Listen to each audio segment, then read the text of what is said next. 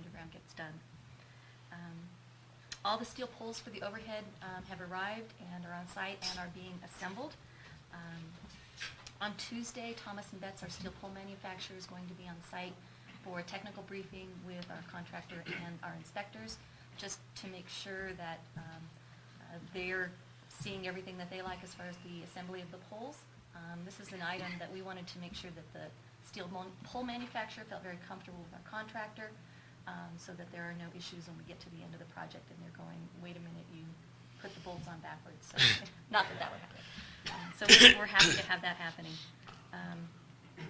Crux, Wilson's subcontractor who's doing the micropiles, has been working 4 shifts up, or 4 crews up there, working 6 days a week. We have 6 of the micropiles left to be completed, either pole tested, grouted, or drilled. They have 4 that need to be drilled, and the rest are in various stages of completion. The pole caps have arrived, and they're going to start putting, or the pile caps have arrived, and they're going to start putting those on this coming week. Outback Wilson's other subcontractor who did the work last year on the reinforced concrete piers and the direct embeds has also mobilized.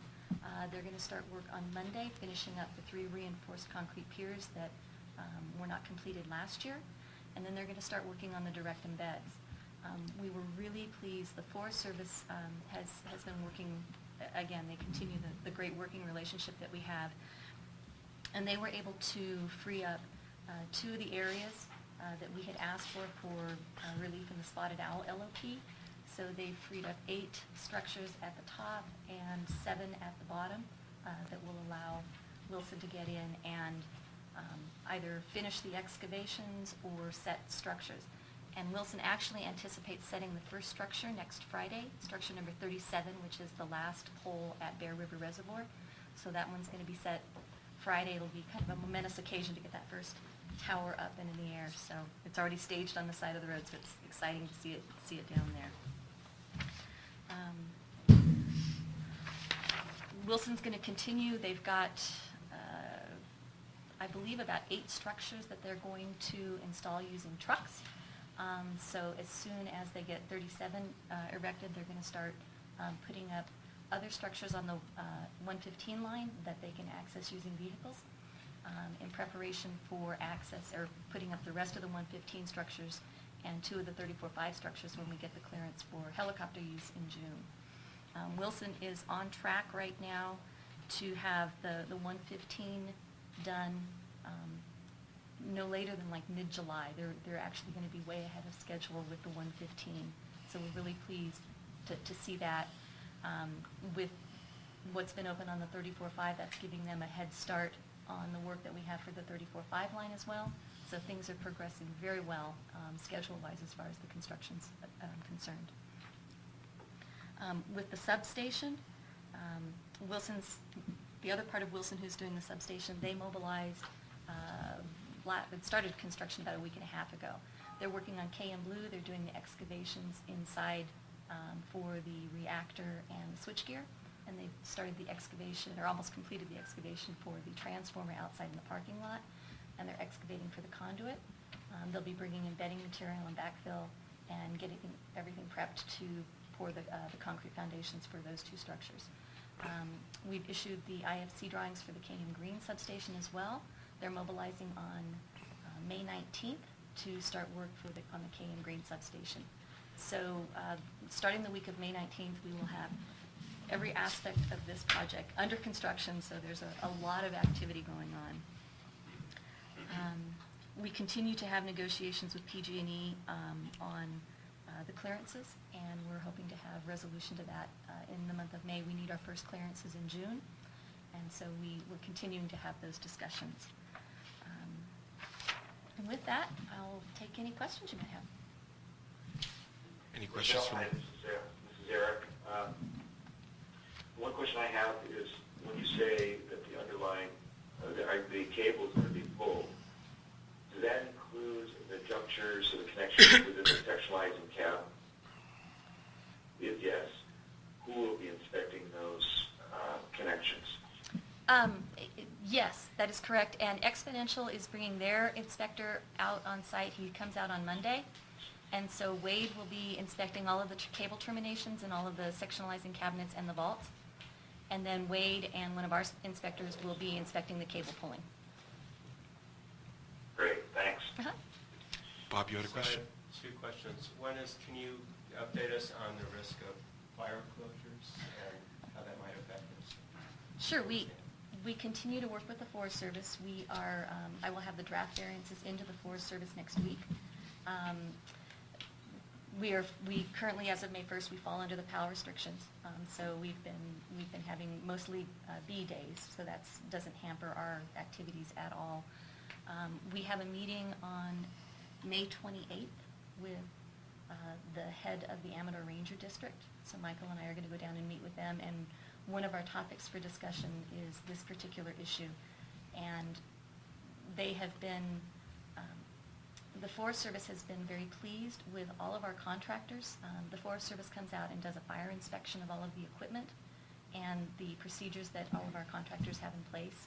I've talked with the fire officer, and he's very impressed with all of our contractors' dedication to making sure that they are being fire safe in all of their operations. And that goes a long way to helping us get the variances that we need. So at this point, I'm confident that we're going to get variances to continue working unless fire restrictions get so dangerous and there's fires elsewhere in the west that resources have been pulled off the forest. That's the concern that I have, is that we have fire elsewhere as well. So at this point, we're being as proactive as we can, and the Forest Service is being as flexible as they can with us. Okay. And did they need power turned off to string the cable, or they needed to put the poles up? We need the clearances for a portion of the pole erection and a portion, and for when we're stringing the sock line and the cable. For some of the setting of the towers when they're doing it by vehicle, we don't need a clearance because they're able to mobilize and set up and provide adequate protection of the existing power line. We need clearances when they're flying the structures in, because when the helicopters have that big pole, it's too risky. We're too close to the existing power line. So we have the first clearances in June are for 3 days to allow them to fly the rest of the 115 structures into the 34.5, and then to string the sock line and transmission and distribution line on the 115 from Salt Springs up to KM Green. Peter, any questions? No. Bob, Andy, any questions? No, sir. I guess my question is, what are your biggest worries vis-a-vis schedule at this point? Is it fires? Fires. Anything else? Right now, it's just fire. In seeing how both of Wilson's contractors and Q&D have been working, we are moving out there. They are all very motivated to get this project completed. Good news. I'll open up to the audience. Does anybody have any questions or input for Michael and Michelle on 8A? Hearing none, we'll move to 8B. I'm sorry. Standish, it might be appropriate this time, since we're talking about Out Valley construction, to talk about a possible site inspection for the board to go and visit the site and see what's happening, and members of the community that might be interested. And we discussed possibly during the July meetings to go down there and take a look. So Would that be a good time in terms of where the project is? There, by July, we will have all of the 115 poles up and several of the 34.5 poles up, so you'd have a really good picture. The KM Green substation will be prepped and ready, should be about ready to receive the transformer. So potentially after the Sunday board meeting might be a good, it's kind of open that afternoon. There's no other meetings, and the public might be very interested in attending as well. We've done that in the past and had really good attendance. So. I'm in support of it. Sounds good to me. So we'll set something up like we did last year. Great. What was that date? Excuse me? The date would be the day after... 5th, July 5th. Well, July 5th is Saturday. So it would be the Board meeting's 6th. on Sunday, right? So it would be Sunday the 6th, and it'd be in the afternoon, probably around noon. Great.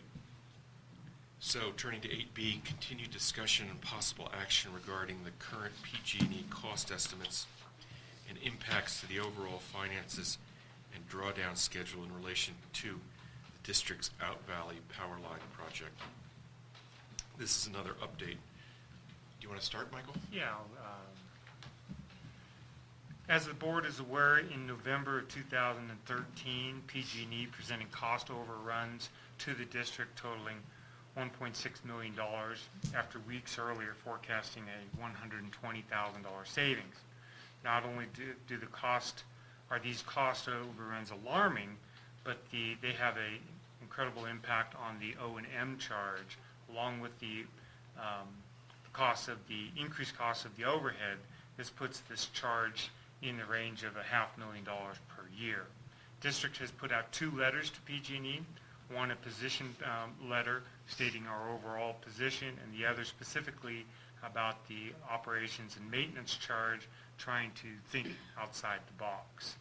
A meeting has been set with PG&E senior management on May 29th, and President O'Grady and Treasurer Epstein will both be in attendance, as will Michelle Gamble and myself.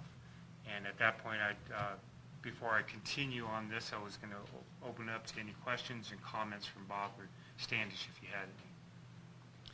This has been considered by the Finance Committee. Do you want to make any remarks? Well, just to follow up to the last board meeting, we did make contact with the right senior officials at PG&E and also with President Peavy at the PUC, so everybody knows they're being watched. Eric or Bob? I'm just curious to know if anybody has any sense of probability that we'll be successful in reducing some of this burden.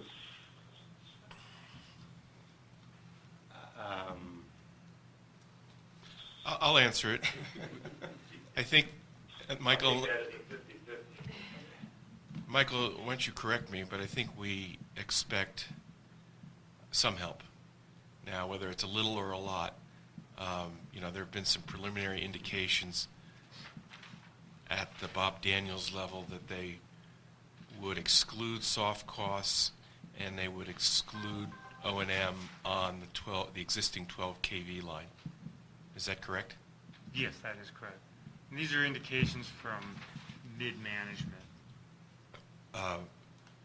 So related to that, I think the big win for the district in our May 2nd letter is the third bullet point, which is, could PG&E and the district assume joint ownership of the line, with PG&E assuming ownership of the 12 kV underbuild and the district owning the poles in the 115 kV line, similar to the 12K and 34 kV arrangement from the KM Green substation to Bear River Reservoir.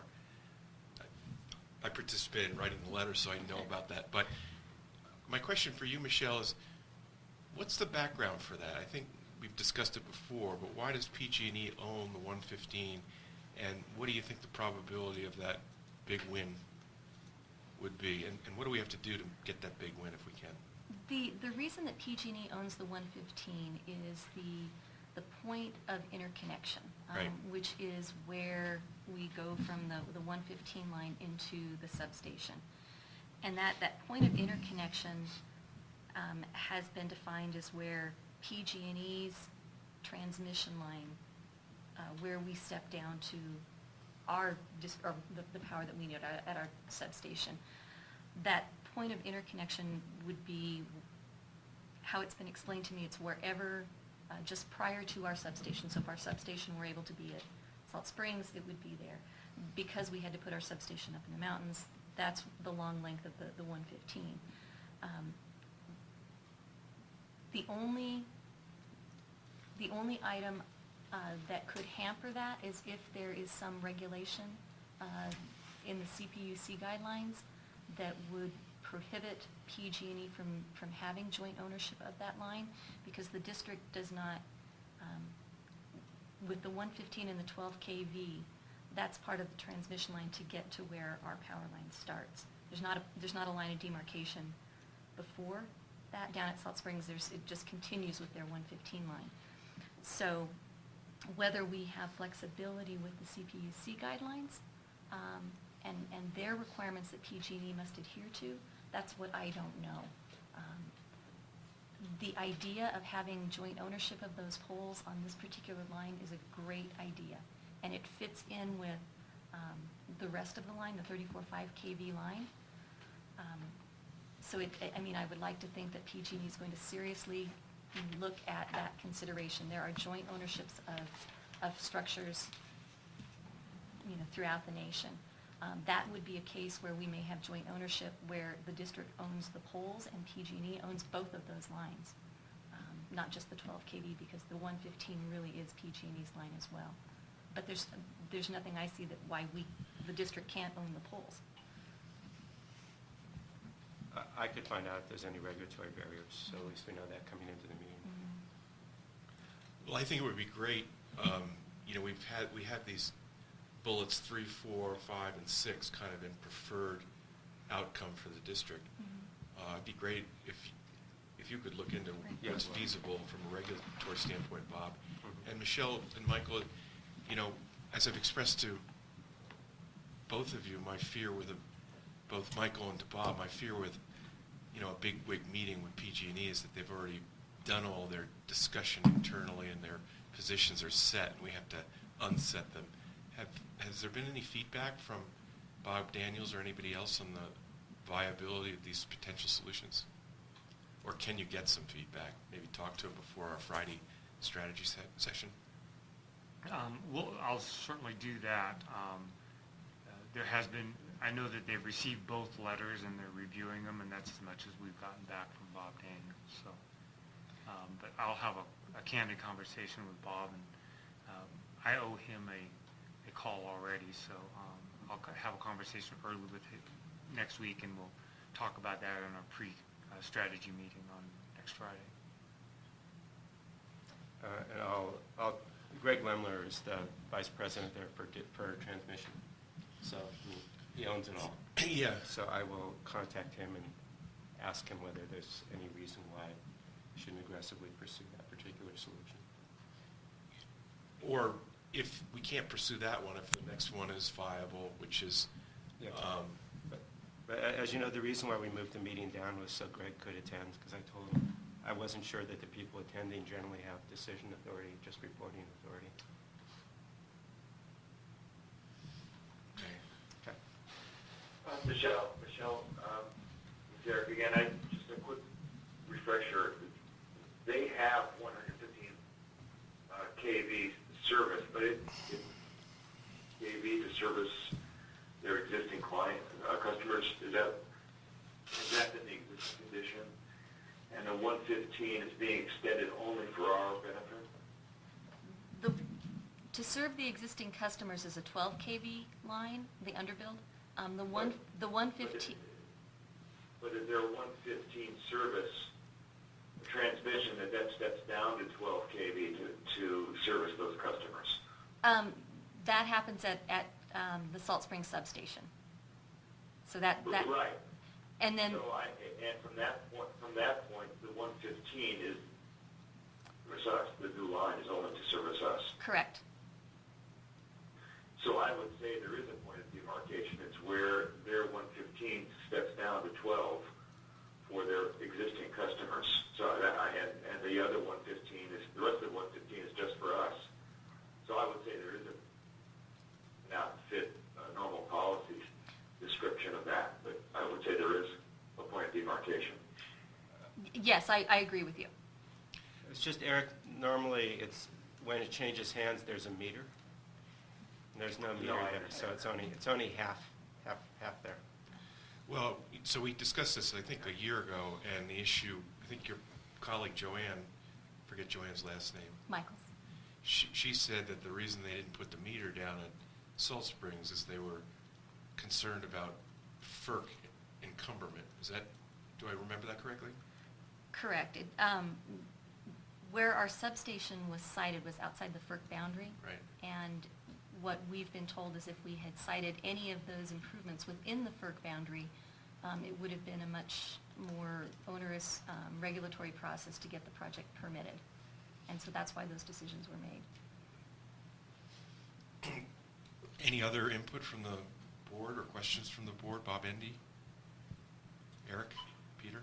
I just think we're on a pretty positive tack here from reading the letters. I think there are a lot of creative ideas for how to change the structure and get a dialogue going with them, and I certainly am optimistic that we'll make some forward progress, hopefully good forward progress with great work by board members who've really stepped up to this. Any questions? Alan? Just one negotiating idea. Since PG&E is correctly concerned with not burdening their existing ratepayers with anything to do with our project, I think we could take the opposite tact in that $500,000 a year of O&M charges for that half-mile line would be unfairly benefiting their ratepayers since their costs won't be anywhere near that. So just as an equity point to talk to them about. I agree. I wonder how concerned they'll be about unfairly burdening their ratepayers with money. Any other questions, input from the audience? This is just an update, so there's no recommendation. Right, and I'll continue with my presentation if that's our, we're not done with this agenda item.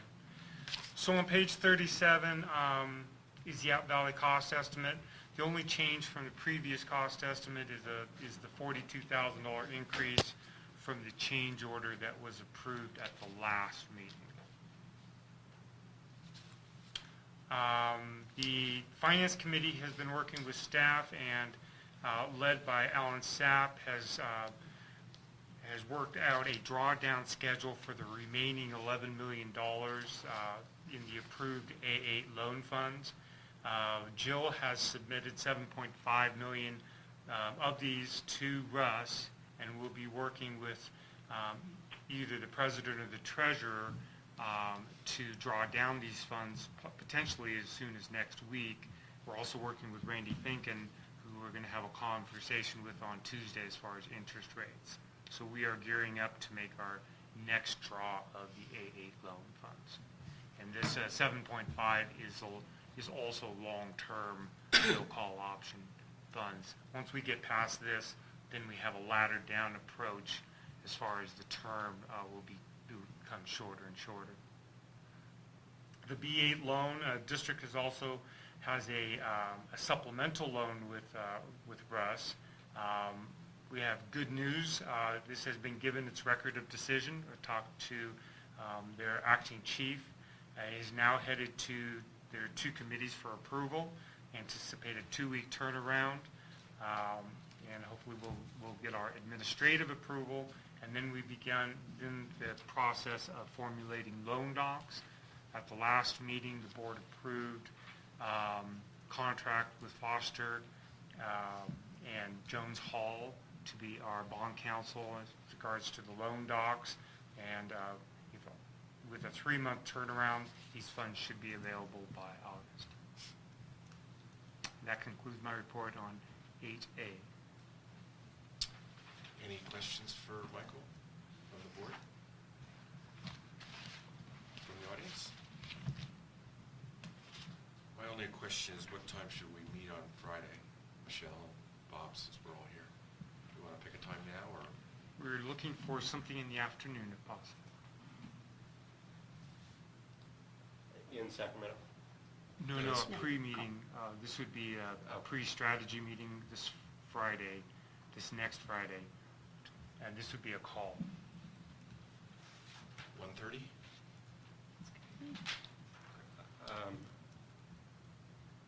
I could do 2 reliably. 2 reliably. Yeah, 1:30 maybe.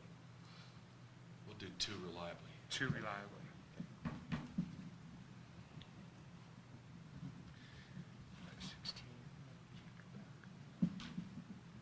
8C is largely an administrative item, and I hope I read it correctly because it doesn't exactly roll off the tongue. Discussion and possible approval of Resolution 14-13 to request rural utility service budget purpose transfer request to authorize additional loan funds in budget purpose 2-transmission from Budget Purpose 1-Distribution in the amount of $4,504,883.91. Please enlighten us, Michael. The district's loan, the $11 million remaining, and in fact, all of it is divided into several budget categories.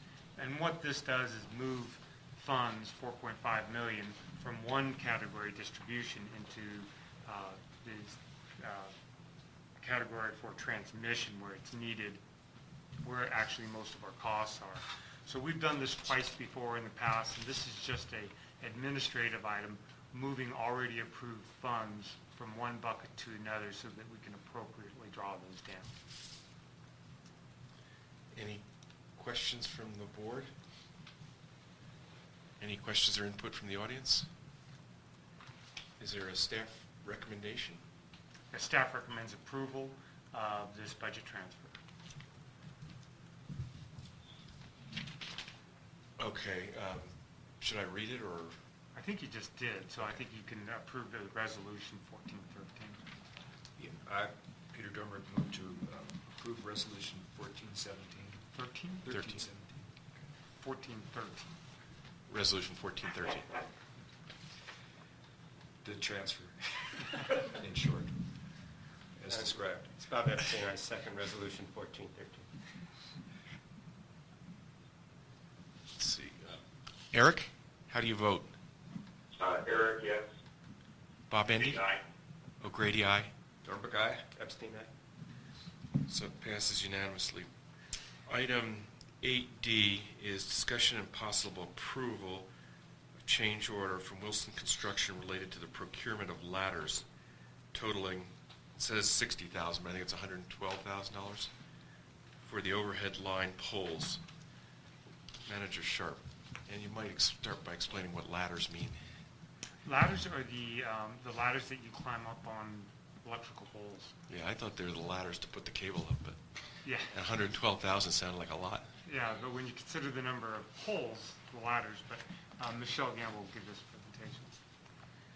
As you're aware, as we were moving through the design process for the overhead, Exponential was working very closely with PG&E, with PG&E providing us their standards as far as what guidance for how we had to design a line, because they were going to be assuming ownership of the 115 and the 12 kV underbuild. As a part of that, PG&E provided us their standards, and one of their standards, Mike, did the board see this? One of their standards, detail 051742, specifically states in there that all ladders will be furnished by PG&E. This is very typical in many utility details where the utility has a specific requirement, they procure the material and provide it to the contractor to make sure that it meets their standards.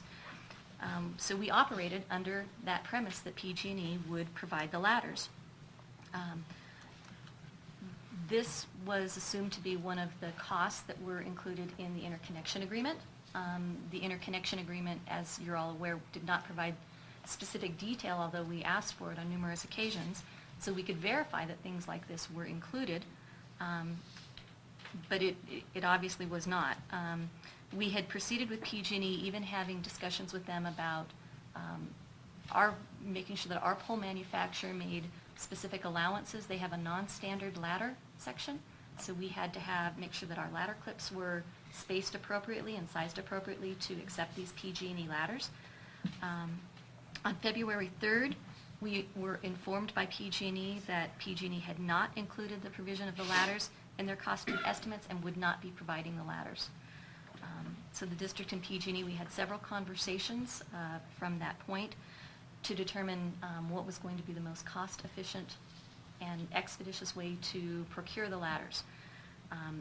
Because PG&E had a relationship with the ladder manufacturer and gets those ladders on a regular basis, we initially thought that it would be most cost-effective to have PG&E procure the ladders, and then it would become an additional cost in the IA.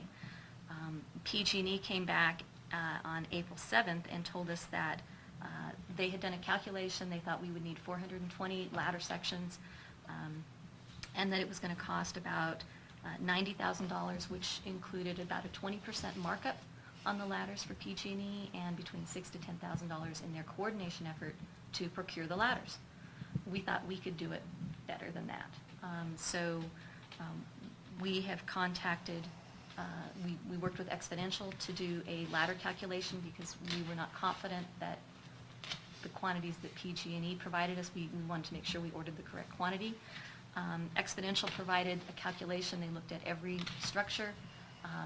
We have to start the ladders at a certain height above ground, and on the 115, we have to run them up to a certain height for the overbuild, and on the 34.5, we have to run them up to a certain height just for the underbuild. Exponential came up with a calculation of 768 ladders, so significantly different than the PG&E calculation. We went to our overhead contractor, Wilson, to see if we could, what the cost for a change order would be. They bypassed the middleman, they went directly to the manufacturer, and they came back with a cost estimate of $112,180, which includes the cost of the ladders, the shipping, delivery of the ladders, and the increase in their bond, because they have a bond for the project. I projected out PG&E's cost for that same amount of ladders and their overhead, and it would have been about $136,000 to $140,000, so several $1,000s more. We have to have the ladders on the structures. This is one of the issues that we've brought to PG&E's attention, that it's put us in an unfortunate situation that we're assembling poles right now, and now we have to have our contractor purchase the ladders. So we're appreciative that Wilson has been willing to do this. And in the fact that, it should have been included in the original IA costs, based on what their detail says. So we're in a situation where we have to purchase the ladders. And so we're looking at what's the least costly manner in which to get this done in a timely method for our contractor to be able to get these on the poles. Input from the board? If we deed this over, we have to include the tax as well. The tax will be on the ladders, yes. Right. So I think at that point, it might be slightly more expensive, not that I'm recommending anything different. We'd be paying the tax anyway if the ladders were purchased by PG&E, because we'd be paying the tax on the equipment that they provide as well. Okay. So we pay the tax either way. But presumably a lot of those ladders are in the 34K fee section? It's broken out. We have 413 ladder sections on the 115, 385 on the 34.5, and then 20 spare ladder sections that will be housed at the substation to allow them to actually get up to the start of the ladders. Any other input from board members? Bob, Andy, or Eric? No, good. Any input from the audience? Yeah, not good with it, but I don't have any questions about it. If PG&E was so far off in their estimate of ladders, is that indicative of the quality of work they've done on the rest of the project? I can't answer that. Or Just don't putting want that out to? there for public thought. Additionally, this would be an agenda item for our May 29th meeting. Right.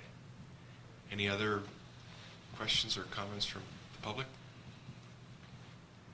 I guess my request for Friday's meeting would be to start with, for you to develop an agenda of what we want to cover with PG&E.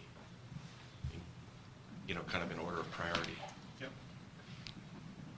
Is there a staff recommendation? Yes, staff recommends approval of change order number 4 with regards to the procurement of ladders through Wilson Construction for the cost of $112,000. I'll motion for approval of change order number 4. Peter Dormer, I'll second Eric that. seconds. So, in order to vote, how do you vote, Eric? Eric, aye. Bob Andy? Aye. O'Grady, aye. Dormer, aye. Abstain, aye. Passes unanimously. So, agenda items 8, E, and F are both related to power procurement, and I think you wanted to take them together. Yes, thank you. Michelle, thank you for driving up today. Thank you, Thank you. Michelle. Thank you. Watch your, oh, you'll go this way. You're not going to hurdle? I'm not going to, or go on? I would not be kidding.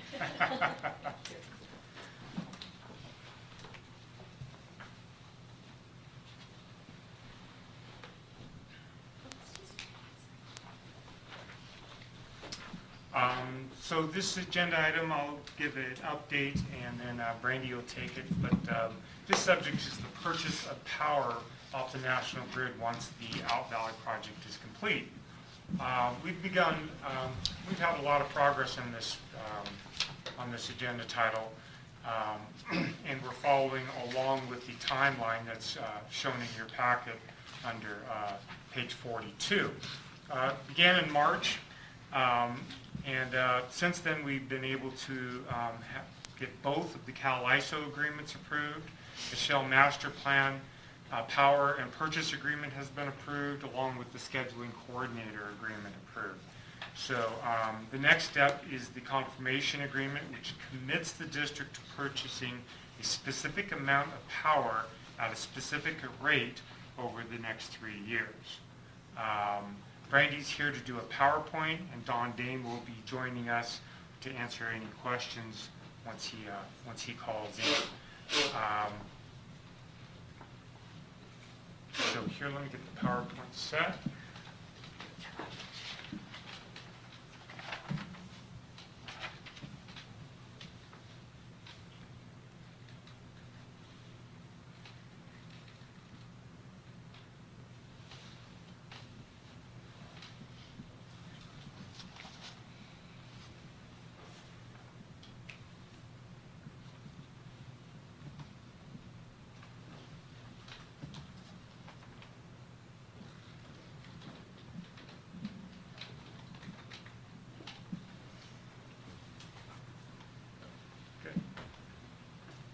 All right, good morning.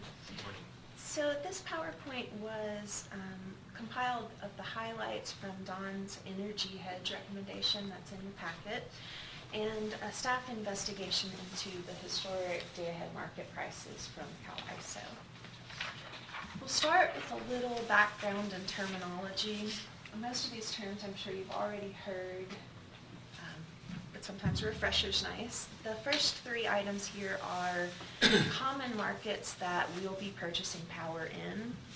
The day-ahead market, or the DAM, is the trading of blocks of energy, so buying power today for use tomorrow or within the next 48 hours. The real-time market is hour-ahead trading and real-time trading that allows the market to respond to instantaneous loads on the system. And hedging is a forward purchase of power at a known price. 2 other terminology items are the on-peak and off-peak periods in terms of CAL-ISO's language. And that is, the on-peak period is 6 o'clock in the morning to 10 o'clock at night, Monday through Saturday, non-holiday. Off-peak periods are all Sundays, all holidays, and 10 p.m. to 6 a.m. Historically, on-peak prices for power have been a little higher due to increased demands on the system. A little background on how we will serve our load. If we don't do any hedging or forward pricing, all of our load will be served by the day-ahead market, which will be scheduled by Shell based on the 7-day forecast that staff is producing. And we'll see an example of that next. Historically, the day-ahead market prices have varied substantially, and Don gave us the example of the 2000 California energy crisis, where energy prices reached 10 to 100 times greater than normal. So the thought is that hedging a percentage of our expected load would give us some protection against price spikes in the day-ahead market. And any differences between forecast and actual load are trued up in the day-ahead market or the real-time market. So we see a picture of the load forecast we've been producing. This is actually closing week of the resort operations this year. And you'll see the forecast in the brown and the actual load in blue. Shell will take this forecast from staff every day and factor in any power that we pre-purchase and schedule the appropriate amount on the day-ahead market. And if we move to our next slide, we see what we're proposing as our hedging approach. We are looking at an 80% on-peak hedge, so purchasing 80% of our expected on-peak power and 50% of our off-peak. So I go into here a little bit of how we get those on-peak and off-peak numbers.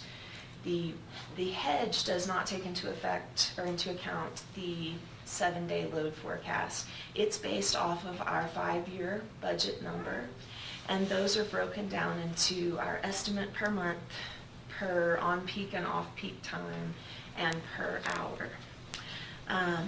We are not expecting to do any hedging for the months of November and December at this time. That is something we can revisit as we get closer to the November and December timeline. And Don was instrumental in devising this 80%, 50% split to maximize the benefits of the hedge while requiring minimum input from staff. We won't have to repurchase power on a monthly or daily basis unless we have major changes. On the next slide, we have just an example of a monthly hedging approach.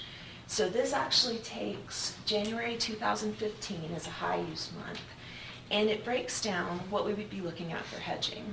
So there are 744 total hours in the month of January 2015. You can see the breakout of 416 on-peak, 328 off-peak, which is a 56% on-peak breakdown. So the projected megawatt hours for the month, this 1,083, is from our 5-year budget. That is multiplied by 56% to get our budgeted on-peak megawatt hours, and then divided by the number of on-peak hours to get 1.5 megawatt hours per hour on-peak. Don James. Has arrived. Hi, Don. Welcome. Good morning, folks. Sorry to be a little late. No problem.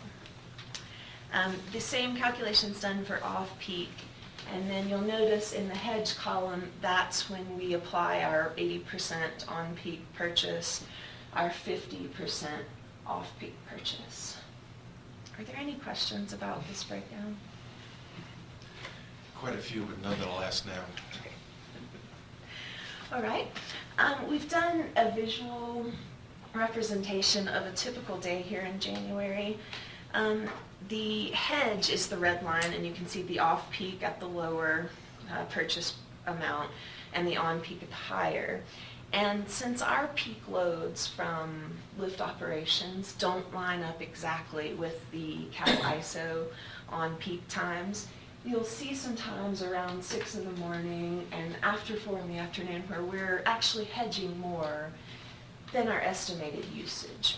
Those items, those extra megawatt hours that are purchased are trued up on the real-time market or on the day-ahead market, depending on forecast. As we move on, we've gotten... There's 2 questions at this point that are related. So when you purchase, you either purchase on-peak or off-peak. You can't forward hedge for specific hours in general at our volumes. I believe that Don looked at that, and it just didn't make any difference. Yeah, okay. And the second Yeah, question... and as a footnote on that, you could have done a hedge that actually follows your load shape. As you might expect, that would be a custom tailored hedge, and it would cost much more than the procurement of the standard blocks. Yeah. There is also it's a non-standard period, but it's a period that traders use, and it's called the super peak period. And it basically is from noon to 8 p.m. It's half the 16-hourly typical daily peak period. And again, you would pay an extra premium for that. And with Kirkwood's load profile being primarily heavily towards the winter and heavily toward the weekend, when we looked at that, we didn't think that extra premium really made economic sense for Kirkwood. Yeah, that's what I would assume. My second question, what's the maximum forward time that we hedge for? There really is no maximum. It is 3 years out tends to be a fairly good relationship where marketers and forward forecasters' expectations that their comfort level with certainty tends to end. So what you have after 3 years is a much wider premium margin to cover that extreme, more forward time period uncertainty. Obviously, today for tomorrow is the least uncertainty because most everybody expects tomorrow to be very much like today, so there's very little uncertainty. Most everything about the system is felt to be known. Most utilities will look for energy coverage. There's two dimensions. For capacity coverage, most load-serving entities will have done something very similar to Kirkwood has done. You know, you built a power plant, so you have what we call a machine hedge. So you are really covered for a long period of time with the machine. However, you haven't covered your diesel procurement costs. With conventional load-serving entities that may have built a hydro plant or one or several natural gas facilities, they too have machine hedges. And though the forward hedge of that is probably 30 to 50 years, on an energy forward procurement hedge, typically 3 years, maybe 5 years out at the extreme is the more typical time period that you'll see, with the greater portion of the hedge coming as you approach your consumption point, your consumption hour. Okay, thank you. We'll take a look in the next couple slides at a little pricing. The Shell prices reflected here are as of 5/6/14, and they will be updated again on the day that we actually execute the confirmation agreement. So they've given us this $53 per megawatt hour on peak and $46 per megawatt hour off peak for the whole 3-year period we're considering here. And for reference, the April 2014 day-ahead market average is shown, and you can see that we're really pretty close to the average prices for our day-ahead market. And like Don said, we have a little bit of an atypical load profile because of our winter peaks, and also because one of our busiest days of the week is Sunday, which is an off-peak day. That's allowed Shell to give us more attractive hedging prices. The next slide shows the total hedge pricing per year. And so you can see we're looking at about $265,000 per year over the next 3 years for the total cost of the hedged power. So this would be the 80% of our on-peak needs, 50% of our off-peak needs, which averages about 67% of our total annual power needs.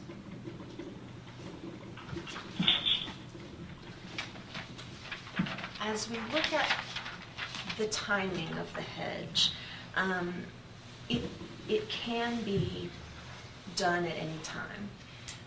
We can hedge month ahead, we can hedge 6 months ahead, or as we're proposing here, a more long-term approach. Different times of the year, however, can be different for how good our pricing would be. And May is considered to be a favorable time for hedging because of mostly the availability of hydro. Staff did a 3-year review of day-ahead market prices for the last 3 years and compared May to September. And we'll see a breakdown of these averages on the next page, but we saw an average increase of 16% to the on-peak prices and 30% to the off-peak prices when we compare May's prices to September. So our breakdown here of the historical comparison, you see the years of 2011 through 2013. And you'll notice that 2011 was really the year that we had the largest increases. That was also the highest snow year, which equates to the highest amount of hydropower available in the spring.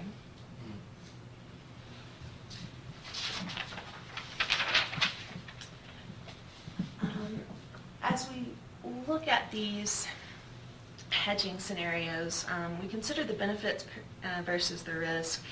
And the benefit to the district is largely that we will know the cost of our power for a large portion of our power for every year for the next 3 years. It'll help with budget and rate setting purposes. I would say the largest risk here is probably the first one, the inability to use power that we forward purchase, which we'll look at a little bit more on the next slide. In the event that we are unable to use power that we purchase, such as the delay in the Out Valley project, Shell would be able to sell the power that we've purchased back on the day-ahead market. But there is some risk that prices would go down in the time between the hedge and when we sell on the day-ahead market. We've tried to quantify this for you. We've assumed a price decrease of $1.70 a megawatt hour from the time of purchase under the hedge to the time of sale under the day-ahead market prices. And you'll see that on the next page. So we've just done a table here that shows how many megawatt hours total for each month of 2015 that we would be purchasing, and what that total is if we actually experience a $1.70 loss per megawatt hour. So you can see that for the entire year of 2015, we're looking at about $8,800 for the year. So not a huge amount of money, and it's possible that that could be less. Or a gain, right? Or a gain. It could go the other way. It could go the other way. New business.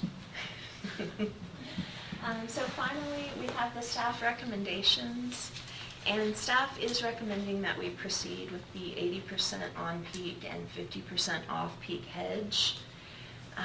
Staff would recommend that the general manager be authorized to proceed in consultation with the board president to execute the agreement next week, provided that Shell prices don't increase by more than 3% over the next few days. And we will continue to closely monitor the Out Valley project schedule to come back to the board at a later date with potential additional recommendations for hedging in November and December, or other changes to our hedging strategy. And at this time, I or Don is here to answer any questions you might have. Well, first of all, that's an excellent presentation. It clears up a lot for me, so thank you. Any questions or input from the board? I guess the only thing I'd like to add to the conversation is, these prices are incredibly cheap compared to, the last decade, and that's due to the huge drop in natural gas prices. And I have every reason to think that we're in a cycle, and in that 3-year time period, they could be significantly higher than the $4 they certainly run, and will look really smart if that's the. I don't see natural gas dropping, so I think buying forward-looking is protecting us against the rising cost of natural gas prices, which is the majority of this power that's going to be generated. So with this hedging strategy, when do you pay for it? As you use the power? Well, we're committed to purchasing it on those known periods. I don't know how the payment terms work, but we're committed to buying it at those prices, and if natural gas goes up.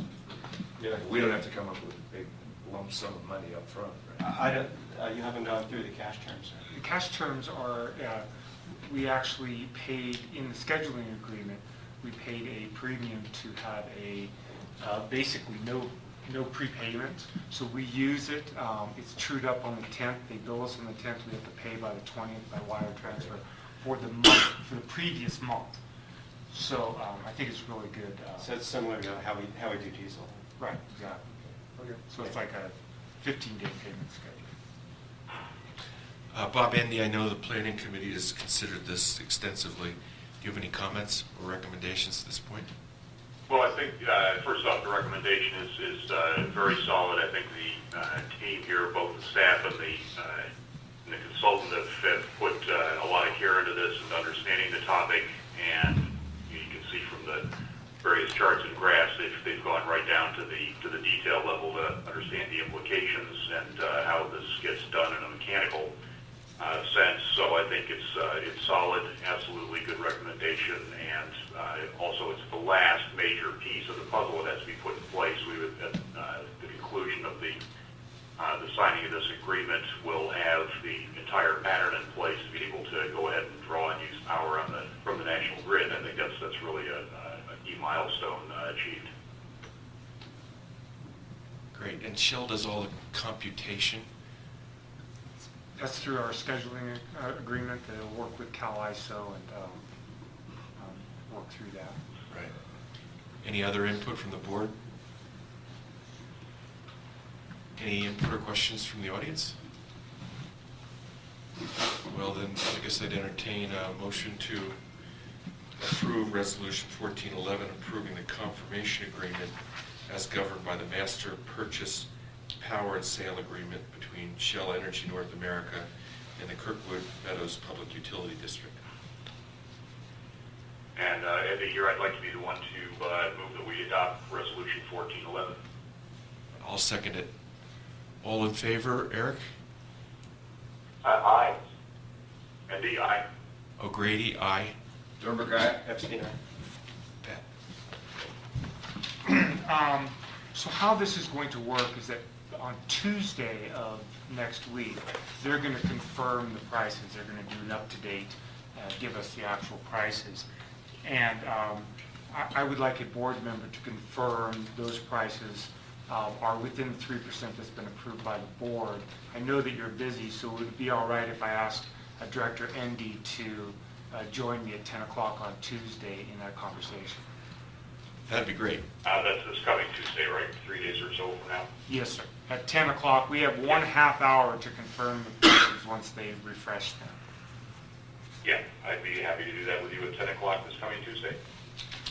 Thank you. So we're done with 8E and F. Don, thank you very much for your participation. Okay, thank you, folks. Now we have 8G, H, I, J, and K, which I think Don Dane. Has left the conference. we'll take together. And this has to do with connection fees. I think Michael has a presentation. We'll go around and have input from the board and then open the public hearings simultaneously. Is that the way you recommend proceeding? Yes. Since I don't want to interrupt in the middle, I'm going to take a 1-minute break. Permission granted. You need a motion? That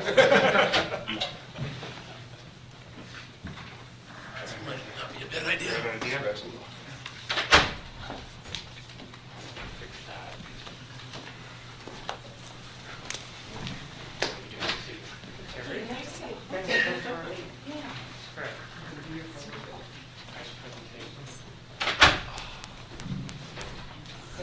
Hey, Rick? Rick?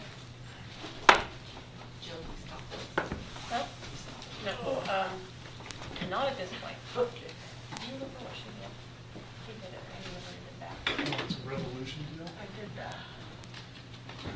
You have to get Chris to ski resolution, I went down. and then probably didn't get out anymore.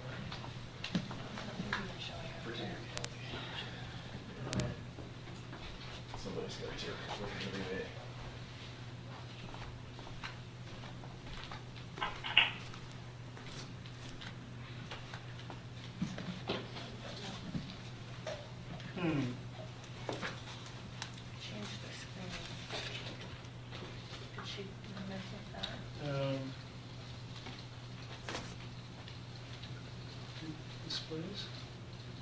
Mercy was in there.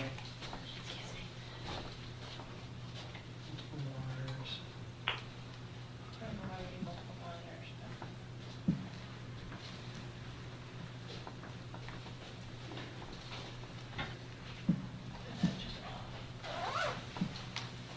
No, it is reversed. Something going on.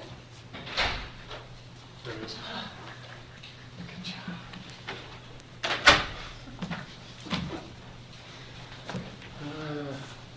Why does it do that? It just defaults or Yeah, I times know. out?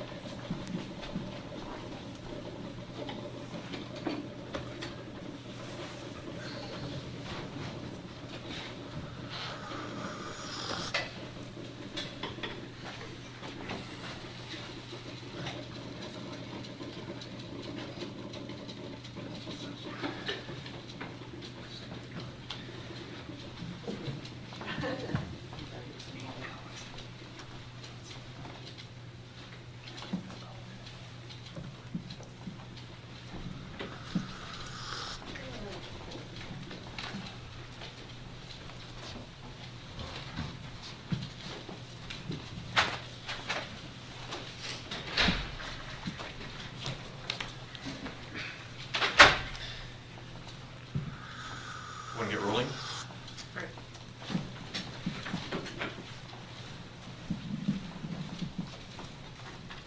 So these topics are a presentation about leading up to a hearing to take public input and discuss the proposed adjustment of water, sewer, electric, and propane connection charges.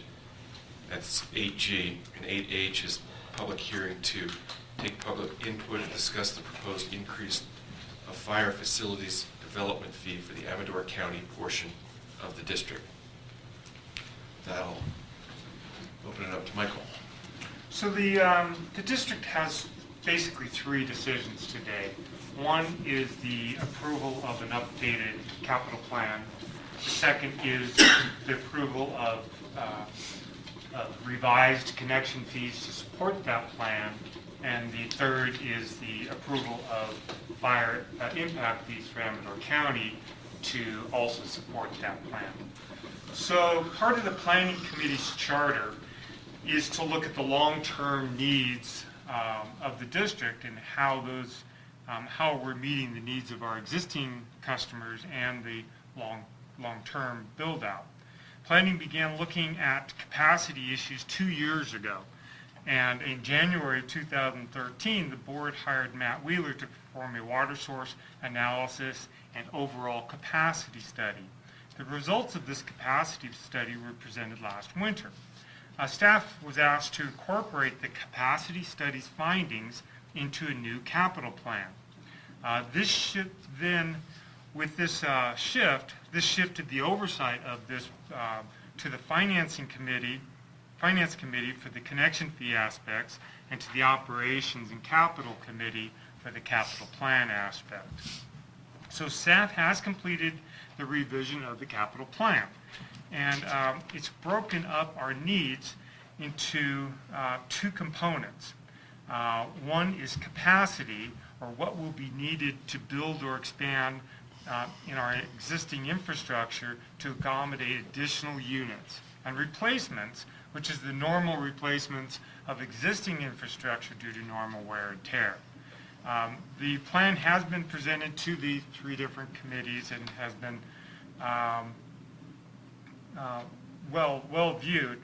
The capacity portion would be the basis for future connection fees. The total per fund would be divided by the expected number of units to be built to come up with a new connection fee. The fee would be for a single unit. Commercial units would be charged a multiple of single units based on their projected usage or flow. Water has one of the largest needs due to the potential a need for additional storage tanks. Their expense shows a expense of $2.8 million. Wastewater has a expense of 2 new additional EQ tanks and other improvements for an increase to the amount of $1.8 million. The fire department shows a eventual need for a ladder truck and a fire rescue with a $951,000 expense. Fire department capital is funded through a fire assessment, which now sits at 47 cents per conditioned square foot. This study increases this to 81 cents per square foot and also has an allocation for the use of grant funds, which has always been historically the case on how we purchased equipment. Electric shows a portion of the out valley expense and also forecasts the upgrade of the powerhouse should the board choose to do so. The propane calls for 2 more tanks, some distribution system upgrades, etc., for a total cost of $664,000.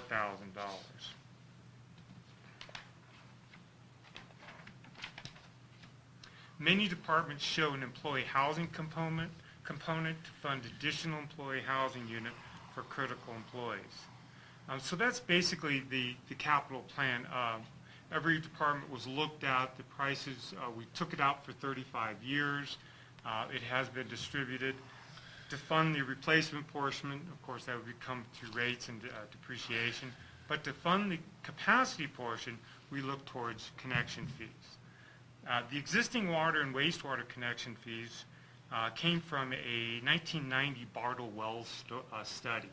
So it is well outdated and has none of the existing needs, or some of the existing water and connection fees came from when we took over the mountain utilities.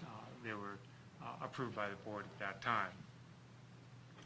The assumptions in the connection fees, it calculates the full build out of 1,413 units. Commercial was anticipated at 1 unit per 1,000 square feet. However, the actual commercial price will be based on flows, and that's done through a consultation of the developers, design engineer, and the district staff. So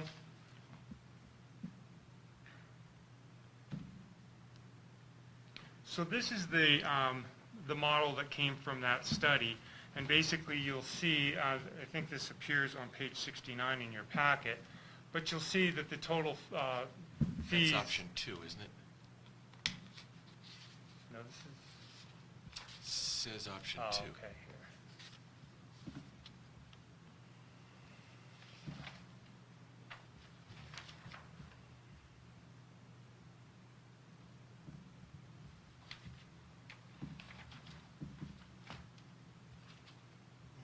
No, it's just incorrectly marked. That is...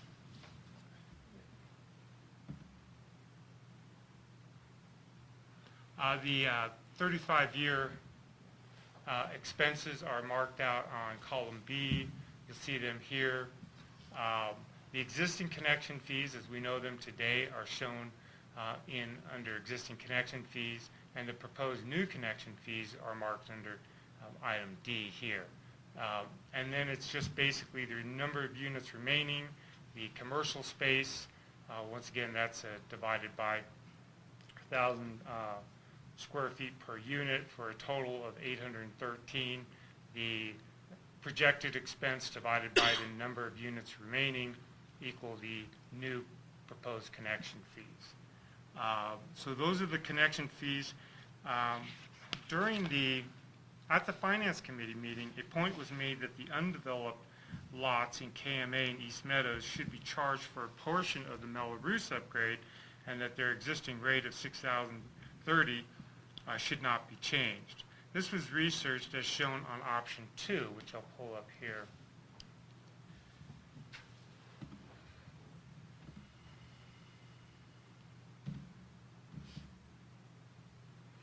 Under this scenario, the connection fee for there is actually a 2-tier. This would result in a 2-tier connection fee for the wastewater department. For Mello-Roos units, they would be charged, I think it's around $400 less. They would be charged $1,861 plus their Mello-Roos cost, and the KMA and East Meadows undeveloped units would continue at the existing $6,030 that they're paying now. It should be noted that when the Mello-Roos was formed, East Meadows and KMA were specifically excluded, as it was felt that the existing plant already had sufficient capacity for their needs and they should not be charged. The Mello-Roos was only for those additional units beyond what had been developed at that time.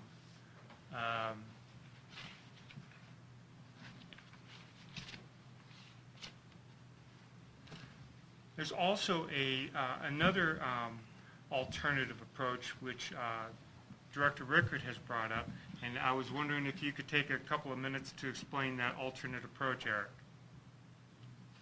Well, sure. I've mentioned this at a couple of the board meetings, and there's an email that I sent to Michael in the packet that details it out. But essentially, this addresses the electric connection fee specifically. I don't think it's applicable to any of the other items. At least I don't believe that that's the case.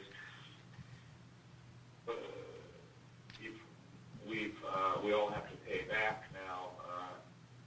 The electric, of course, is the Out Valley project, and it doesn't seem either right or fair to me to have people coming in, say, 10 years from now, 15 years from now, and only paying a share, a very tiny share, based on 1.6 million of the $37 million or so that we're spending. So what I'm proposing is that we recognize that for the electric project, for electric fee, the fee not just be based on capacity, but be based on all the other benefits that we're paying for that drove our decision to go do that project. And the method I'm suggesting, and I don't think it's the only method, the method I'm suggesting is to make some assumptions about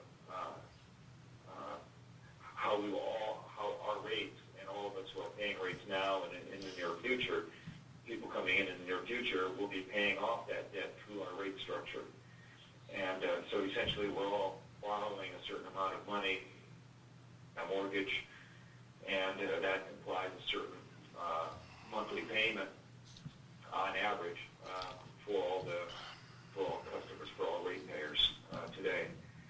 And there are two underlying assumptions on this calculation. One assumption is that our pay down the debt over a period of about 30 years, weighted average 30 years, I should say. And the second is that we fully intend to keep the line in good working order, essentially in perpetuity. I think we probably have to recognize, although I'm not the person to calculate the quantity, but we have to recognize that some portion of that line, of that system, will probably become obsolete regardless of how well we maintain it.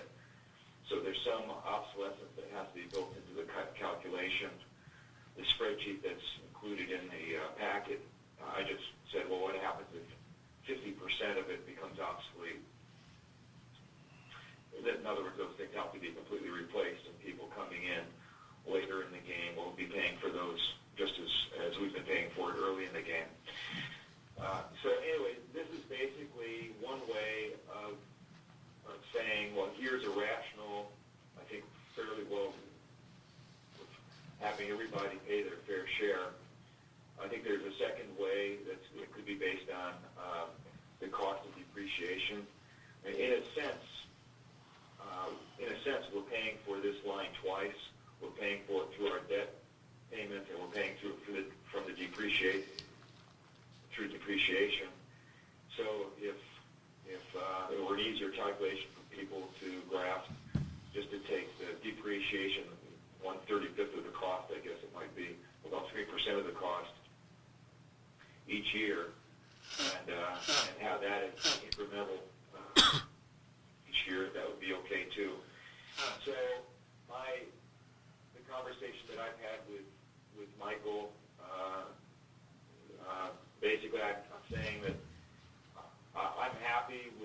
with the proposal as it is for the next year, because the way I see it anyway, anybody coming in 2015 wouldn't pay any more in any case.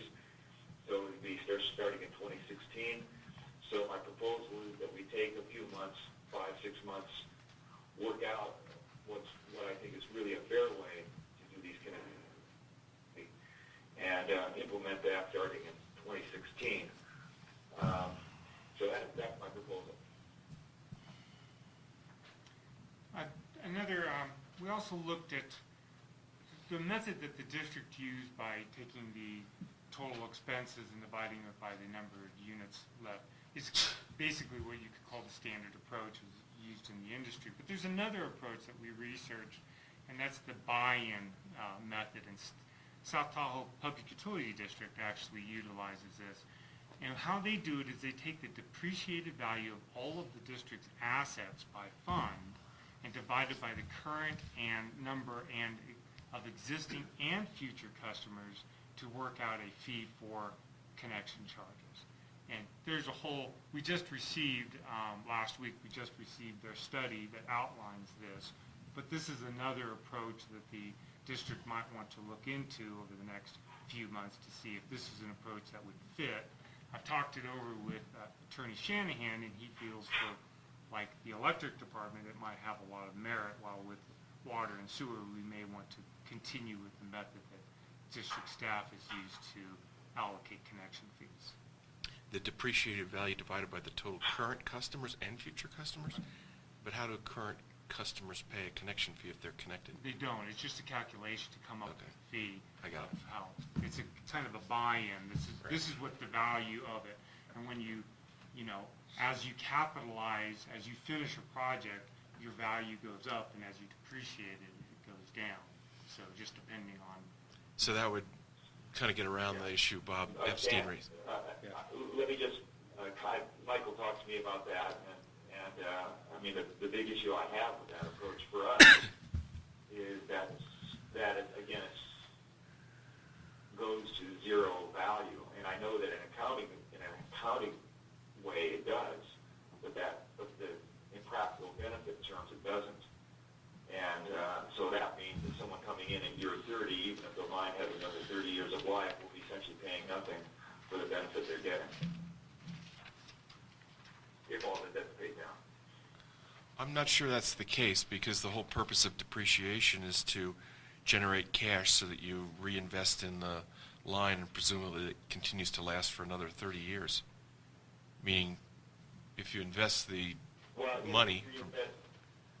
It goes on the books as an asset, as opposed to just an O&M. All right. Why don't you continue, unless you're... That concludes my presentation, and leave it open to the board for discussion. Any other... Bob here. At one point we had a discussion about something which I believe you termed proportional benefit logic. Is that the right term?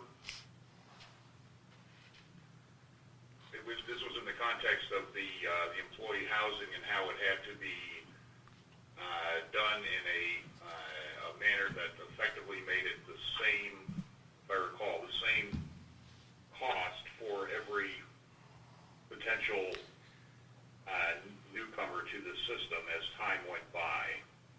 That you couldn't, for example, front load and make people closer in time-wise pay a higher rate to accelerate the amount of cash that was being brought in to do a project like employee housing. Is that ringing a bell? Yeah, what it is that for any utility rate, you have to show a benefit to the affected property, whether that be a regular rate for electric or power or anything, or a connection fee. You need to show a benefit to the affected property. If you don't, then it's more of an assessment or a tax for the community benefit. Mm-hmm. So there has to be a proportion. Does that imply that everybody has to pay the same amount if you have a specific connection fee for a specific category of utility, that it has to be the same for every user or not? That's how we calculate connection fees, correct? Yeah, so the point of my long ramble here is, do all of these proposals that we have talked about so far pass that logical test, and do they in fact need to pass that logical test from Shanahan's perspective? As far as the, that does each lot have a benefit for the suggested improvement? Yes, it passes that logic. Does each lot have to pay the same amount? That's the district's practice. It's not in a legal sense our mandate for water and sewer, but it is stipulated in the APA for electric and propane. Okay, so does the proposal we talked about, Eric, your thought for how to do something with electric connection fees, does that put us into a place where we would be charging different amounts to different users as time went by, and that would not logically fit with what Michael just described as electric connection fees having to be uniform? In my view, it evens it out. Otherwise, those of us who own property now and are using electricity now will pay far more than someone coming in 10, 15, 20 years from now. I understand that, but the dollar connection fee would be different, and that's all I'm focusing on for the moment. I know what problem you're trying to remedy, but if the remedy means that the dollars paid for electric connection fee for a person moving in 5 years from now, 10 years from now, 15 years from now, those are all different, then I'm not sure that passes the test of uniformity that appears to be what I'm hearing. No, I think that then you'd have a problem with using inflation rate too. I mean, it's uniform across all properties in any given year. How's that? True. Anyway, I'm just asking, are we looking at proposals that are all feasible in the eyes of legal counsel? If so, no further question. If not, definitely we have to be careful about that. Yeah, I mean, you know, in my view, I don't know if everybody agrees or anybody agrees, but in my view, if we pass this proposed ordinance with these new connection fees, as far as electricity goes, I think we should be, and our intent is to stick with it, then I think that we have to be upfront with the public and say that existing and near future ratepayers are subsidizing later ratepayers, and we think it's good policy. We think that's important public policy, you know, just like the state of Texas is subsidizing the Toyota headquarters move. You know, they think it's good public policy for the state of Texas. Well, we may think it's good public policy for Kirkwood to encourage development, to keep the connection fee low, so these people later on are paying nearly as much as the rest of us for all the other benefits that drove us to that project in the first place. There was a lot cheaper way to manage capacity in Kirkwood for electricity. We chose all the other benefits it brings. well, at least from my perspective, before we made a statement to the public that we were choosing to subsidize future connections or people who connected to the system later, I'd need to be convinced of that, and I'm not at this point. Because, you know, if somebody comes in, if I'm here for 30 years and you come in 15 years from now, you know, I've had the 15-year benefit of that better quality of life. So I would not support stating to the community that current ratepayers are subsidizing future ratepayers until the board, at least 3 of them, concluded that. Yeah, I can't, you know, the way I view that is you would be right if we think that coming in 15 years from now are also going to get 30 or 35 years of benefit from the system. Well, then I'd get 45, if you right? think that the system's going to have to be completely replaced in 35 years, then I completely agree with you. But I don't think that's the case. Well, I don't know. I mean, from a cost accounting perspective, Eric, I mean, that's exactly the assumption this whole thing is built on, right? You build an asset, you've got depreciation, you're going to use the depreciation to replace bits and pieces as time goes on. The assumption is that it's going to exist forever, and you're going to just keep it completely up to snuff for the long haul. It's a going concern assumption. So, I mean, it just seems to me that we're trying to make it look like something that it, by intent, is not. It is an asset to be maintained in perpetuity. The depreciation does fix the maintenance issues as they occur, and anybody who buys in 35 years from now sure as heck ought to be assuming he's going to get 35 more years of benefit out of the system subsequent to his buy-in. That's the way it looks to me. Yeah, and I think that person should be paying their share of that benefit. And I don't think basing a connection fee on $1.6 million or $38 million project is fair. Bob is raising his hand to try and talk when those of you who are dialing in remotely stop talking. Go ahead, Bob. Okay. What I have to say isn't that dramatic. In listening to the conversation, I feel like there's two major conceptual points that I just want to raise.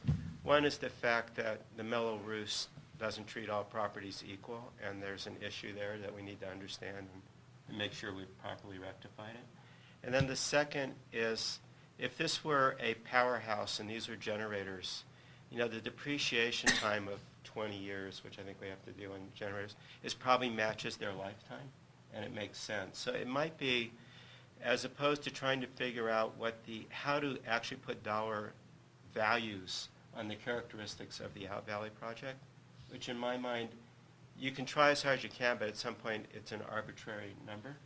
Maybe the problem could be addressed by saying that the 35-year lifetime of a transmission line is an accounting definition.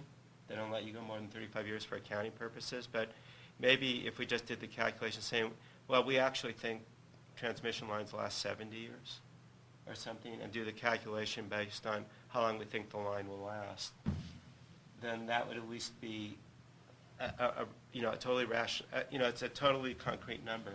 We do the math from that. But otherwise, I believe that depreciation is there to say this is the lifetime value, and everybody's paying for the portion of the lifetime that they benefit from. And maybe we could look at solving it by changing our definition of how long we think the transmission line will last without replacement. Yeah.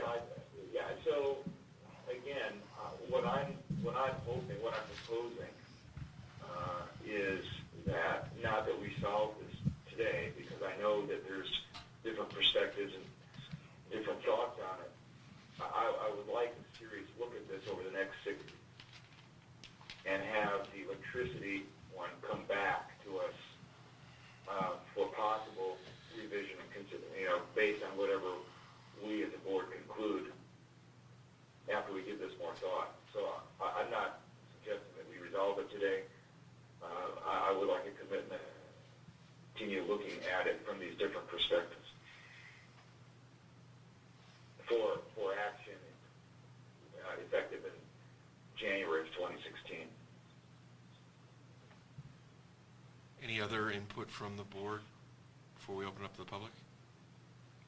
Has Shanahan reviewed Eric's benefit fee table at all in terms of the legality of it?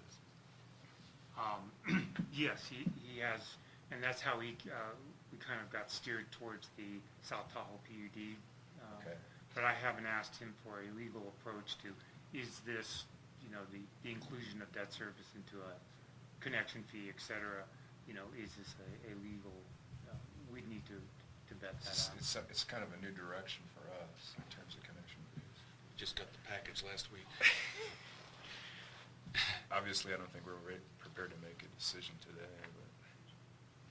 So with that, I'd like to open up both public hearings. The first one's is a hearing to take public input and discuss the proposed adjustment of water, sewer, electric and propane connection fee charges.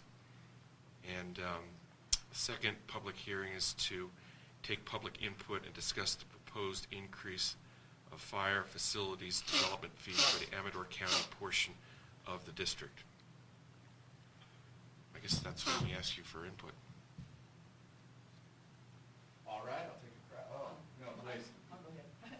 I just wanted to say I support Eric's recommendation that we pass this and then look at, maybe there's other ways to make a change in the fee that feels more equitable, or just take a good look at it. Public comments not audible to dial-ins. That was Malene Smith saying she supported Eric's recommendation to pass the proposed changes in connection fees, but look into alternatives that might more fairly apportion construction of the Out Valley Electrical in a timely fashion. Thank you. Welcome, Nate. Thank you. Nate Whaley for. I have a those timer going on. here if it keeps going. So. No, I will attempt to be as brief as I was at the Finance Committee. And that's really all I want to do is reiterate the points I brought up there and subsequently traded emails with Standish on. And I will also add one more comment to the recent discussion. First of all, actually, let me just take a step back. Eric, you referenced several either spreadsheets or documents or emails in the board packet which weren't part of the publicly available board packet, so not all of us were able to totally follow along in that. I think they're in there. I'll email to you. They might not be on the internet, so, but we can email them to you. Okay, so you just wanted to caveat that not all of us totally followed along. So first of all, as it relates to the wastewater connection fee, the observation I had, at least relative to the document in the online board packet, was that it didn't provide an apples to apples comparison. If you look in the board packet, it looks like you're proposing a 10 to 15% overall increase in connection fees when you're discounting the connection fee that is the finance connection fee that is actually the amount that people in the Melrose district pay. And so if you include that at a value, you're really looking at an overall increase of the connection fees by about 140%. So it's a much more substantial increase that you're actually proposing, which, kind of as an aside, is relatively counter to what a lot of municipalities are doing in order to stimulate growth. Increasing the costs and barriers to development of that magnitude in this environment is a little counterintuitive. Number two, I wanted to, just going through the list of improvements that are identified as capacity related in the study, and this is the comment I made when the study originally came out to the planning committee. There are a number of points in there that aren't 100% clear that they are truly related to incremental future capacity. For instance, as you go through some of the categories that are in the board packet, distribution improvements, repair, replace for benefit of west side residents, wellhead system improvements to ensure reliability, effluent pumps that are in need of repair or replacement, membranes with expected lives of 60 months, replacement of a fire truck. So those things don't necessarily strike me as future capacity related. Now, there are a lot of things that are on the list, and I'm not necessarily making a statement that anything, I might not just be reading those right, I might just not understand the details, but in a first look, those don't necessarily strike me as purely the cost of serving the next person who comes into Kirkwood. So I encourage. Are those under water, or which ones are those? So that I just picked somewhere in water, somewhere in wastewater, fire. The ones I picked were water, wastewater, and fire. Not necessarily a comprehensive list.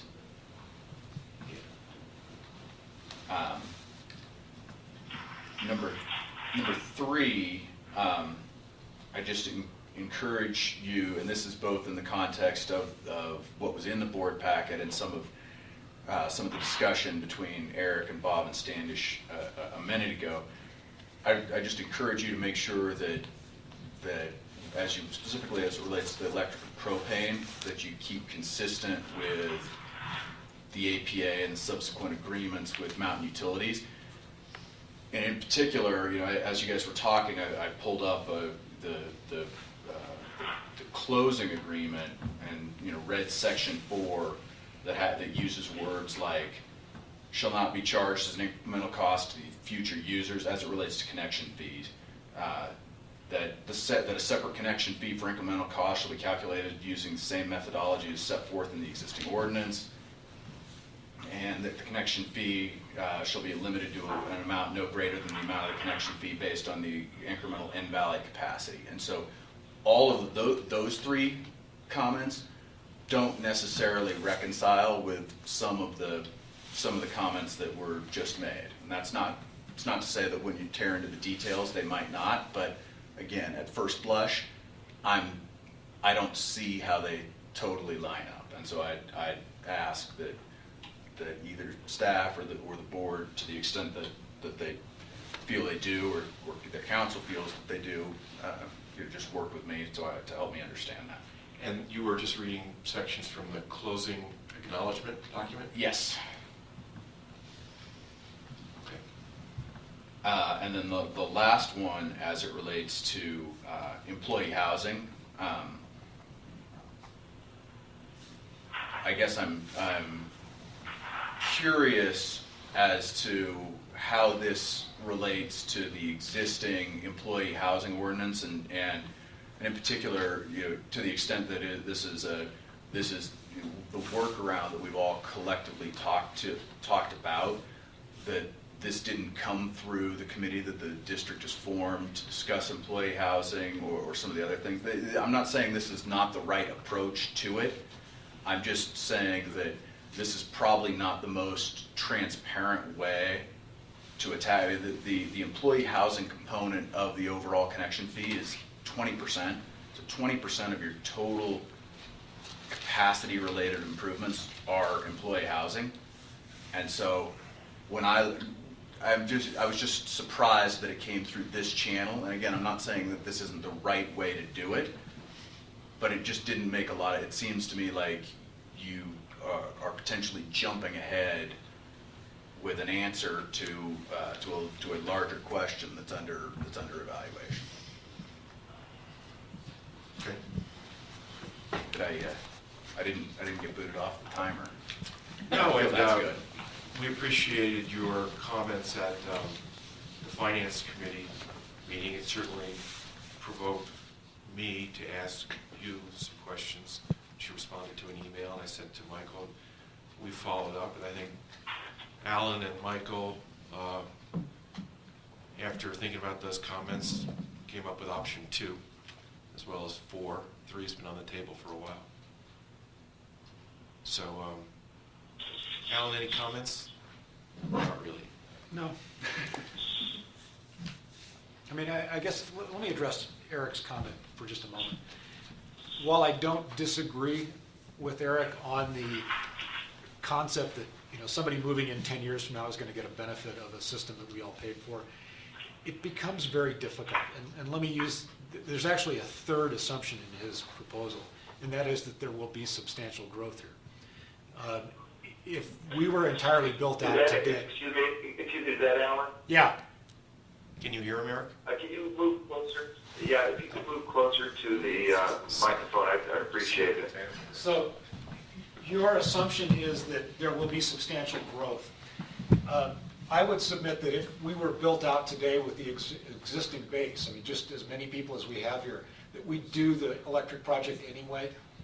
So the costs for that project are recovered from the current rate base through rates.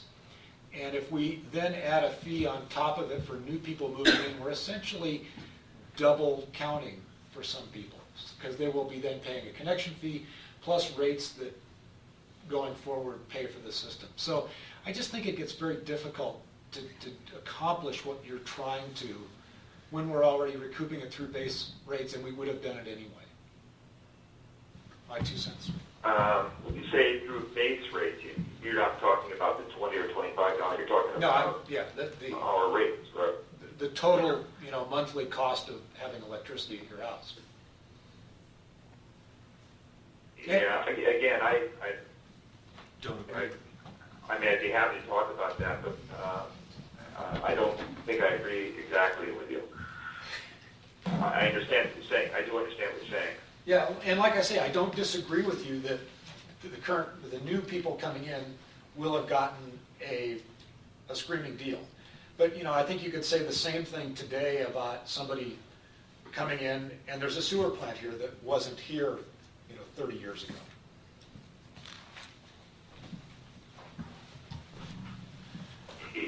Okay. Any other comments from the public? Then is it appropriate to close the public hearings? I so close the public hearings. And go ahead, you. Well, it just reminds me of one other comment I'd say is, at build-out, my rates drop significantly, and so every new person who comes in here, in my mind, lowers my rates, and I'm very appreciative of them. And so there is a flip side to this, which is we have an incredibly expensive infrastructure, primarily because it serves such a small base, and the only way to make the infrastructure more affordable is through growth. And so that's the other side of this, is these new people come in, and I hope they do, reduce costs for all of us. Yeah, and that, Bob, is what I mean, the public policy form. Yeah. A public policy matter. Right. I think the great thing about this discussion... It's legitimate. I just think we should be clear about if that's the decision ultimately that we should issue. Yeah, Eric, I appreciate your pushing, and also Nate, and the main thing it's done for me is help me try to realize how do we be transparent about what policy it is that we're adopting. And I don't feel like I'm there yet, but I feel like I'm further along than I was a week ago. Stan, Yes. a question, or maybe Michael, a question, and this was about some of the items in the capital plan that Nate mentioned. I think the things he mentioned, I think, are in the replacement category rather than in the capacity category, but I may be wrong. I thought Michael might address that. So underwater, we have the Caples Lake water under capacity. We have storage, which is truly new storage. We have wellhead system improvements, chlorination, and new wells, and we have distribution line improvements. So when these water capacity components, these were all presented in the capacity plan that Matt Wheeler did, and they're all addressing future needs, not replacement of existing. Under wastewater, EQ tanks, I do see what we did with membranes is that we divided the cost of membranes into two categories. One for capacity, for increased capacity for future users, and then 50% under replacement for the replacement of the existing. So it was felt that they would equitable way, since it has a kind of a dual function there, that they would split up 50-50 between the two components. The others, aeration blowers, effluent pumps, etc. These are additional pumps that would be needed as time went on. Under the fire department. Can I ask a question on these? Sure. So as it relates to the membranes and the 50% split, up in the capacity related, you still identify that those are expected to be 60-month assets. And so again, I'm just trying to understand the process.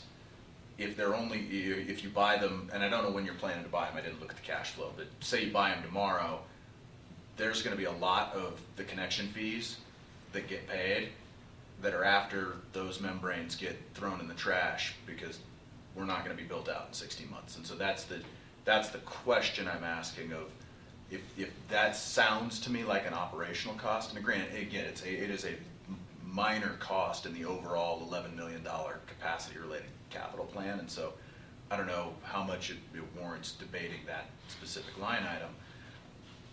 But from 10,000 feet, that's the question I'm trying to get my hands around. Right, so just, that 225 is forecasted 45 in 2019 to 20, another 45 in 2025 to 26, and 45,000 in 2031 to 32. So it's out there. It's not near-term operations. And I obviously focused on the capacity component after our finance committee meeting for the wastewater, because that's the one that was of primary concern. So that's the second largest one. First largest is the EQ tanks. There's been some question raised on that issue, whether we really need, if that's a legitimate request or not, and the engineering committee's going to, or Matt Wheeler's going to try to answer that. Because the original rationale for the membranes was that we wouldn't have to double the footprint of the wastewater treatment plant, and that saved about $12 million off of the Mello-Roos, which would have had to been, which would have been raised significantly for that item. So it's kind of a give and take, really. Membranes have a finite life, but we didn't double the footprint of the wastewater treatment plant with more EQ basins. So I think we need clarification on those items.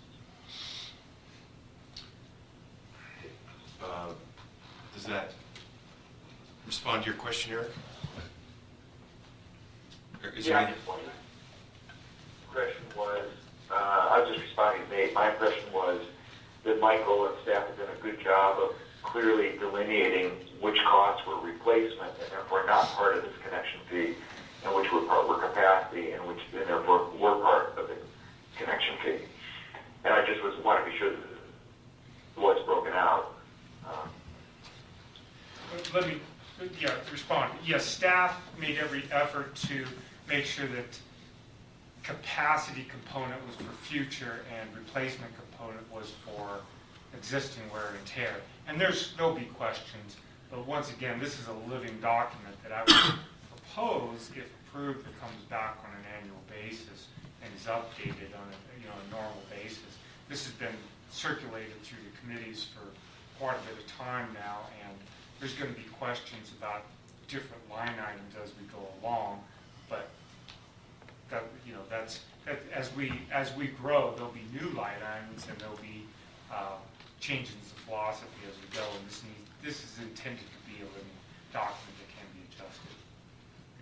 And to be clear, I am not trying to identify any specific issue as, hey, that's not fair, that doesn't count.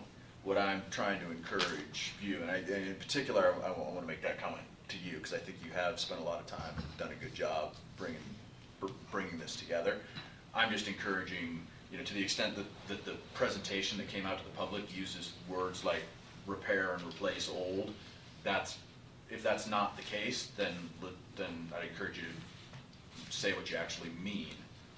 So you're probably referring to the narrative? Yeah, so like in wastewater down in the collection system, you've got ongoing maintenance and repair of the district's collection system.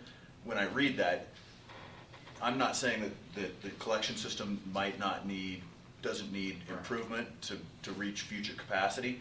I'm just saying that that's not what that sentence says. Right, and to be fair, this is a working draft of what the narrative on page 79 through. It is a draft narrative that we just started putting together, so that it does need some work, and I appreciate your comments. On the legal comments, correct me if I'm wrong or add to it, I think we've looked at that a dozen times since the APA was signed. And as you may or may not know, I had the privilege of being in the room with Duke Eggleston and Dave Likens and Larry Lacey and Frank Majors when the original one was done. So at least I'm satisfied that we're complying with the APA.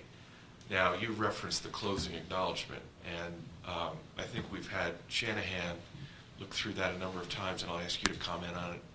But I have not studied that in as much detail as I have the APA.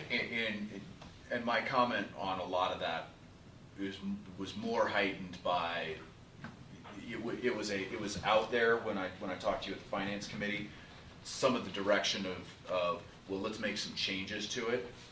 Let's relook at it in a year, and I'm not saying you shouldn't relook at it in a year, but I just want to make sure that the comments out there of, hey, if you're going to relook at it and really change the fundamental premise of how you calculate it, make sure you're working from within the right starting place. I agree with that. And then the third one was employee housing. I know that's something near and dear to your heart, Nate, as well as Bob Endy. Do you have any comments on including employee housing costs and connection fees at this time, or not? You're asking me to comment? If you want to comment. I'm asking you if you Yeah, want to comment. well, I mean, and Nate, I think, rightly pointed out, this is a little bit, it's not necessarily, I would say it complements the existing employee housing oriented ordinances, in the sense that the ordinances, they exist,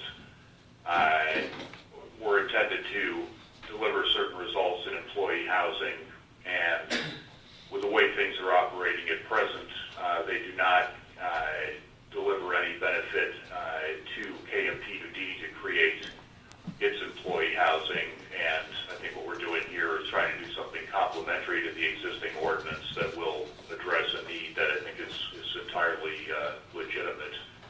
And it is focused solely on KMPUD, because that's really all we can do with connection fees. So I think that's how I would characterize the approach here.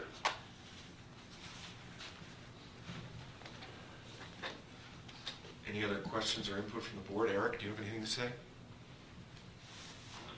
Nothing further, thanks. So, Michael, do you have anything else, like staff recommendations? I have a staff recommendation. Staff, as I mentioned previously, there's 3 items before the board: the approval of the capital plan, updating the capital plan, and the approval of the connection fees and the approval of the fire impact fees. Considering the sorely needed update, staff recommends approval of the revised capital plan, with the caveat that this be brought back on an annual basis and updated as it's part of the budget. And I think that along these same timelines, this should be updated on an annual basis as our situation changes. And I think it's just prudent governance to update this, as it is a major component of our budget, and we update our budget on an annual basis. So, I would recommend the approval of the capital plan as presented, with the caveat that it would be updated on an annual basis. Secondly, staff recommends the approval of the connection fees as originally presented, option number 1. I feel that's the most fair and equitable method, and to consider and to continue to research into other methods, continue research into Eric's method and this buy-in method that we discussed today. And finally, staff recommends the increase in the fire impact fee for the Amador portion of the district as presented. Any further discussion at the board level? Bob Epstein? Stan speaker, were you calling about? Go ahead, Eric. Okay. On the capital plan, there were two comments that came up in the operations and capital committee. I just wanted to make sure, Peter, the necessity that EQ text needs to be confirmed. The other one was not a capacity issue, it was a replacement issue, and that is asking Michael and staff to look in. There's no line item for generator rebuilds or generator replacements over this period of time, and I don't know if that will be